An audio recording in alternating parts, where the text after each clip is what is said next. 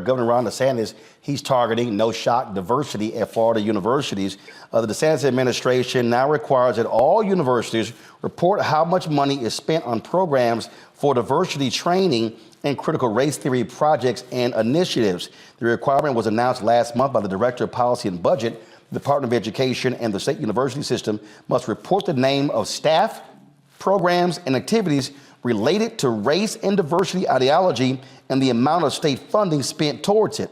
A Florida judge blocked a piece of the Stop Woke Act last year, prohibiting schools and companies from inserting critical race theory teachings. This just shows you how trifling he is. And the reason my book, White Fear, How the Browning of America is Making White Folks Lose Their Minds, Larry, is important. It's because you have a lot of white Americans who want to attack anything dealing with race, equity, diversity, inclusion, equality, you name it, multiculturalism. They've always hated that, and this is the newest attack.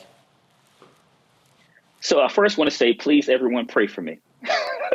as I try to navigate this as a Black professor who writes about racism. That's first. All you folks pray for me. But secondly, I think it's really important when we talk about this issue, fighting over, this, and obviously my institution among all the, I think 12 to 14 other public institutions received the same letter. This is the thing. Just a few days ago, Roland, we had the 100th anniversary of the Rosewood Massacre, which occurred in Florida. So my question is to these individuals that, want to talk about CRT and DEI initiatives, are we supposed to talk about the Black folks that were massacred a little over 100 years ago and the reasons why?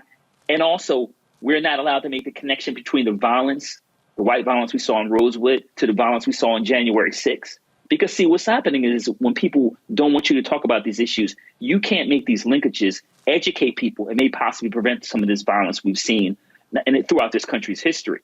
So I'm on the front line of this. And like I said, I know that the faculty union are at our school and statewide aware of this. I'm aware of this faculty member, and we're going to continue to fight this issue. 30 seconds, Erica. Go.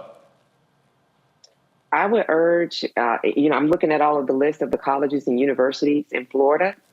I bet you if Black athletes walked away, that as we continue to talk about this underlying message of the power of the purse and money, I bet you that would have a serious impact on what that thing's name, DeSantis, the decisions that he's making to really starve out Florida of being able to be multicultural.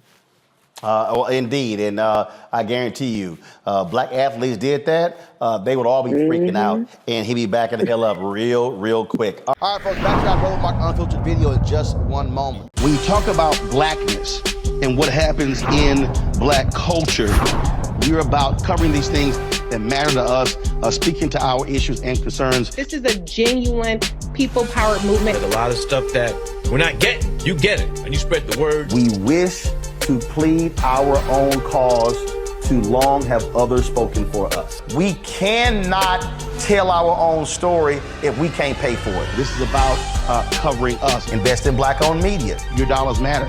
We don't have to keep asking them to cover our stuff. So please support us in what we do, folks. We want to hit 2,000 people, $50 this month, raise $100,000. We're behind 100,000, so we want to hit that. Y'all money makes this possible. Checks and money orders go to P.O. Box 57196, Washington, D.C. 20037-0196. The Cash App is $RM Unfiltered. PayPal is R Martin Unfiltered. Venmo is RM Unfiltered. Zelle is Roland at RolandSMartin.com.